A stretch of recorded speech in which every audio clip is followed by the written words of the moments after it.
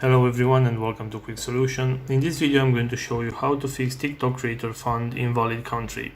So if you're getting this issue on your TikTok account, here's what you have to do in order to fix that. Let's go to the profile icon at the bottom right corner of the screen and then hit the icon with the three lines and go to settings and privacy. So right here, if you scroll down, you should be able to find the option report a problem.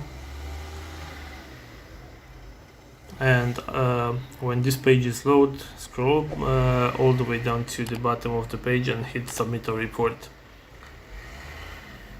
So in this page right here, you are able to send a report directly to the TikTok team and tell them what issue you are having, and you can type in something like, I'm getting the error message for my TikTok creator found, please fix this, everything should be fine with my account.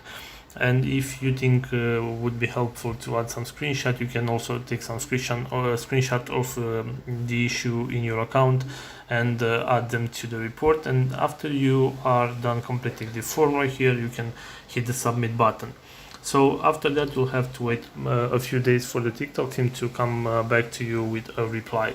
So this is all for today, guys, and I hope you enjoyed this video. And if you did, don't forget to like and subscribe to the channel for more videos like this one.